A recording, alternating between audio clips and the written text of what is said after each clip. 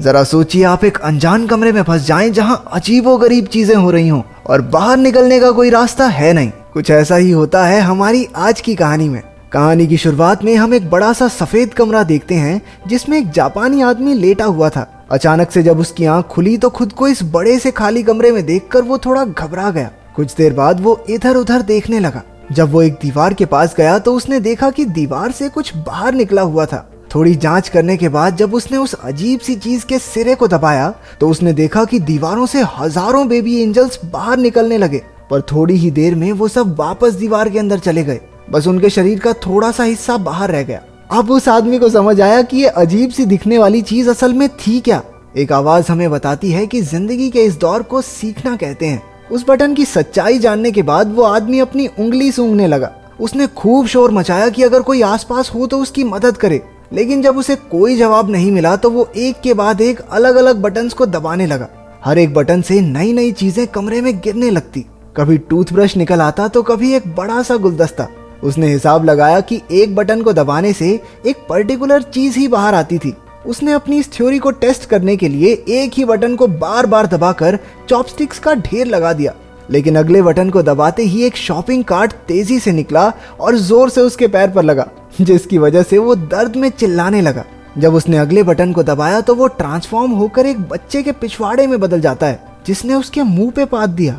इसके बाद उसने अलग अलग बटनों को दबा दबा कर ढेर सारी चीजें इकट्ठा कर ली।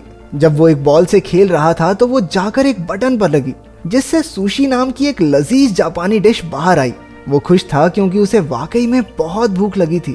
वो सोच रहा था कि सुशी के साथ साथ सोया सॉस भी मिल जाए तो मजा आ जाएगा, पर उसके बार बार बटन दबाने के बाद भी हर बार सिर्फ सुशी ही निकलती, तो वो चुपचाप जो मिला है खाने लगा। खाना खत्म हो जाने के बाद जब उसने और मंगवाने के लिए फिर से बटन दबाया तो अब की बार सोया सॉस की एक बोतल उसके सामने आ गई।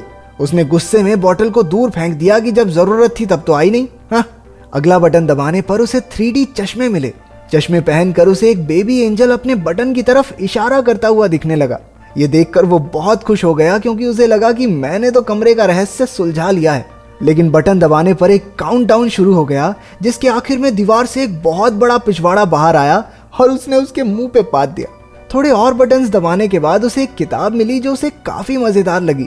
कुछ घंटों में उसने उसके 5 पार्ट पढ़ डाले, लेकिन जब उसने 6ठी किताब पढ़ने के लिए बटन दबाया तो 7वीं किताब बाहर आई।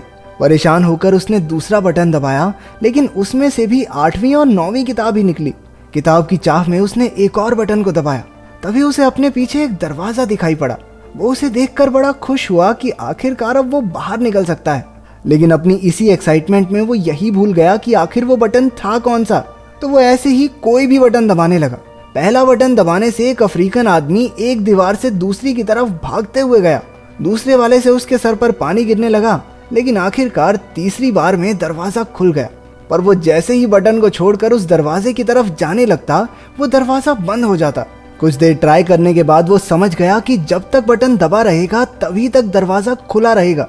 वो रनिंग पोजीशन लेकर उस बटन पर खड़ा हो गया ताकि जल्दी से दरवाजे तक पहुंच जाए, लेकिन इससे पहले कि वो वहां पहुंचता दरवाजा बंद हो गया। इसके बाद उसने बहुत से अतरंगी तरीके अपनाए, लेकिन किसी ने भी काम नहीं किया। उसने शॉपिंग कार्ट पर बैठकर भी जल्दी से दरवाजे तक पहुंचने की कोशिश की, लेकिन सब बेकार। इसके बाद उसने अपना दिमाग लगाया और एक गुलदस्ता उस बटन पर रख दिया, लेकिन वो इतना भारी नहीं था कि उसे दबाए रख सके, तो अब उसे गुलदस्ते को भरना होगा। उसने पानी वाला बटन दबाकर उसमें पानी डालने की कोशिश की, लेकिन पानी उसके शरीर के अलावा कहीं गिरता ही नहीं था। फिर उसने दिमाग लड़ाकर गुलदस्ते को सुशी से भर दिया। वो बड़ी मुश्किल से उसे वहां लेकर गया, लेकिन उसने गलती से वो गुलदस्ता एक दूसरे बटन पर रख दिया, जिसके बाद वो अफ्रीकन आदमी भागता हुआ आया और उससे टकराने की वजह से गुलदस्ता भी टूट गया। वो गुस्से और फ्रस्ट्रेशन में चिल्लाने लगा। उसने कुछ और छोटे मोटे पैंतरे लगाए, लेकिन दरवाजा हर बार उसके पहुंचने से पहले ही बंद हो जाता। फिर गलती से एक बटन दबाने पर एक रस्सी नीचे आई।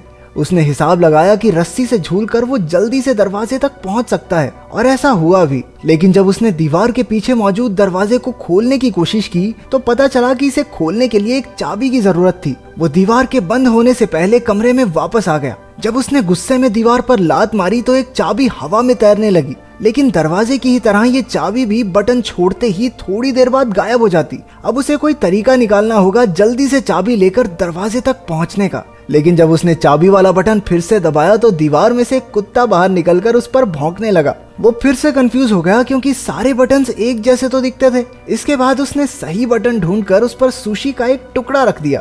एक दो बार फेल होने के बाद आखिरकार वो चाबी लेकर दरवाजे तक पहुंच ही गया। लेकिन अभी मुसीबत खत्म नहीं हुई थी।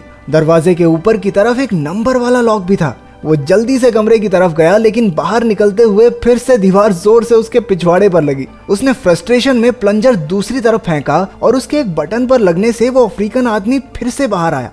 लेकिन अब की बार उसने नोटिस किया कि उस अफ्रीकन आदमी के सर पर 3 नंबर लिखे हुए थे और शायद उसी नंबर से वो ताला खुलेगा। क्योंकि दीवार बार बार बंद हो जाती थी तो उसने 3 बार में वो ताला भी खोल दिया। दरवाजा थोड़ा जाम सा लग रहा था तो उसे थोड़ी एक्स्ट्रा जान लगानी पड़ी और इतने में दीवार भी वापस नीचे चली गई। वहां पर इतनी जगह थी ही नहीं कि वो दरवाजे को पूरा खोल सके। वो हताश हो गया और वहीं बैठकर रोने लगा। उसे कमरे के अंदर का समय याद आ रहा था। उसे एहसास हुआ कि कमरे में उसके पास कितना कुछ था। हाँ, वो बाहर नहीं जा सकता था, लेकिन जो चीजें उसके पास थी उसने समय रहते उनकी कदर नहीं की।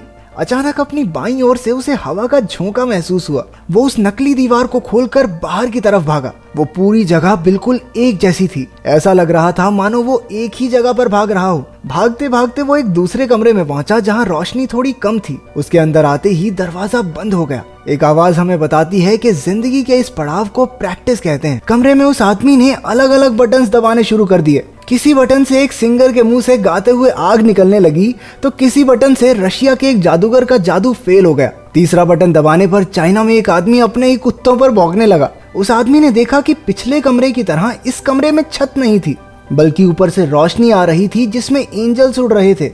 इस बार उसके दिमाग में बहुत अलग चीज आई। उसने बटन्स को दबाने की बजाय उन्हें पकड़कर ऊपर चढ़ना शुरू कर दिया। वो कामयाब रहा और हर बटन के दबने से दुनिया के अलग अलग कोनों में कमाल की चीजें होने लगी। कहीं फूल खिलते तो कहीं कोई हाथी फिसल जाता।